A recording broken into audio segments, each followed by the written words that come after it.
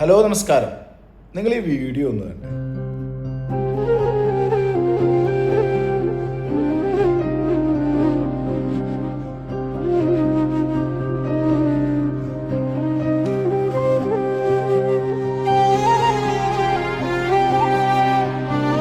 അതെ, ഇദ്ദേഹം മറ്റാരുമല്ല, നമ്മൾക്ക് എല്ലാവർക്കും അറിയുന്ന ഡോക്ടർ റോബിനാണ്. ബിഗ് ബോസ് മുൻ താരമായിട്ടുള്ള ബിഗ് ബോക്സിലൊക്കെ ഉണ്ടായിരുന്ന ഡോക്ടർ റോബിൻ പെട്ടെന്നൊരു നിമിഷം കൊണ്ട് എല്ലാ സുഹൃത്തുക്കളും കണ്ടന്റ് ക്രിയേറ്റേഴ്സായി മാറിയ ഒരു നിമിഷമാണ് ഇപ്പോൾ റോബിൻ്റെത്.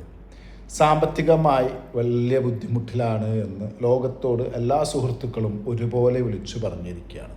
ഇതിലേറ്റവും രസകരമായിട്ടുള്ള കാര്യം രണ്ട് വ്യക്തികളാണ് റോബിനെതിരെ വളരെ സാമ്പത്തികമായി നമ്മൾക്ക് പണം തരാനുണ്ട് എന്ന കാര്യവുമായി മീഡിയയ്ക്ക് മുൻപിൽ വരുന്നത്. ഇവർ പറയുന്ന കുറച്ച് കാര്യങ്ങളുണ്ട്. അതിൽ എന്നെ അതിശയിപ്പിച്ച ഒന്ന് രണ്ട് കാര്യങ്ങളുണ്ട്. നാളെ ഇതൊരു വിഷയമാകുമെന്നും അതിന് മുന്നോടിയായി ഇദ്ദേഹത്തിന് അല്ലെങ്കിൽ സമൂഹത്തിന് കാണിക്കാൻ വേണ്ട കുറച്ച് കാര്യങ്ങൾ ഇദ്ദേഹത്തിൻ്റെത് റെക്കോർഡിക്കലായി എടുത്തു വെക്കണമെന്ന് കരുതിയ സുഹൃത്തുക്കൾ. സൗഹൃദം നമ്മൾക്ക് എപ്പോഴും അറിയാം, നമ്മൾ കണ്ണടച്ച് വിശ്വസിക്കുന്ന ഒരു കാര്യമാണ്. സാമ്പത്തികം എന്നും ഒരുപോലെ നിൽക്കുന്നതുമല്ല, അതൊരു ചക്രമാണ്, അങ്ങോട്ടും ഇങ്ങോട്ടും തിരിഞ്ഞുകൊണ്ടിരിക്കും. സാമ്പത്തികമായിട്ടുള്ള സഹായങ്ങൾ പരസ്പരം നമ്മളെല്ലാ വ്യക്തികളും സ്വീകരിക്കാറുമുണ്ട്, കൊടുക്കാറുമുണ്ട്. ഇതെല്ലാം വീഡിയോ എടുത്ത് വെക്കുന്നത് തന്നെ ആ സൗഹൃദത്തിൻ്റെ ഉള്ളിൽ നന്മയില്ല എന്നുള്ളൊരു സത്യമാണ്.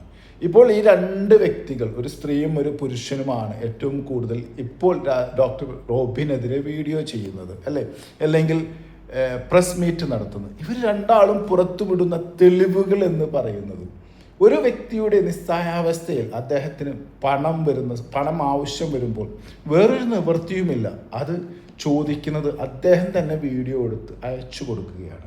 ഒരുപക്ഷെ നാളെ പണം തന്നില്ലെങ്കിൽ തെളിവായിട്ടാവും ഇവർ പറയുക. പക്ഷേ അതേസമയം തന്നെ ഇവർ മാധ്യമങ്ങൾക്ക് മുൻപിൽ അവകാശപ്പെടുന്ന ഒരു കാര്യമുണ്ട്, ഞങ്ങളുടെ നല്ല സുഹൃത്തായിരുന്നു റോബിൻ എന്നുള്ളതാണ്.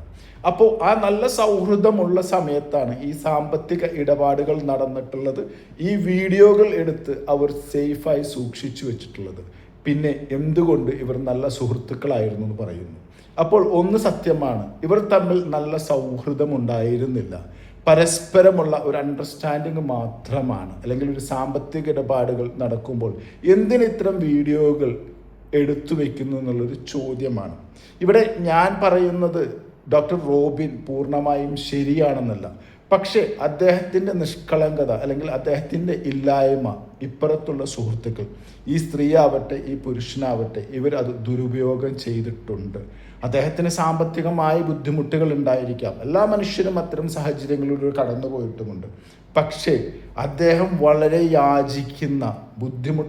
യാചിക്കുന്ന വീഡിയോ പോലും അദ്ദേഹത്തിന് സാമ്പത്തിക ആവശ്യങ്ങൾ വരുമ്പോൾ നിങ്ങൾ എനിക്കിങ്ങനെ ഒരു വീഡിയോ എടുത്ത് അയച്ചു തരൂ, അങ്ങനെയാണെങ്കിൽ ഞാൻ നിങ്ങൾക്ക് പണം തരാമെന്ന് പറയുകയും പിന്നീട് ഒരു സാഹചര്യത്തിൽ അദ്ദേഹത്തിന് ആ റീപേയ്മെൻറ്റ് കൊടുക്കാൻ പറ്റാത്ത അവസ്ഥയിലോട്ട് വരുന്ന സമയത്ത് തന്നെ ചില രാഷ്ട്രീയ തീരുമാനങ്ങൾ അല്ലെങ്കിൽ രാഷ്ട്രീയ നിലപാടുകളുടെയും അടിസ്ഥാനത്തിൽ തന്നെ ഇതെല്ലാം എടുത്ത് പുറത്ത് പബ്ലിക്കിലോട്ട് വിട്ട് അദ്ദേഹത്തെയും അദ്ദേഹത്തിൻ്റെ കുടുംബത്തെയും തകർക്കുന്ന ഈ രീതി ശരിയല്ല എന്നാണ് എനിക്ക് പറയാനുള്ളത്.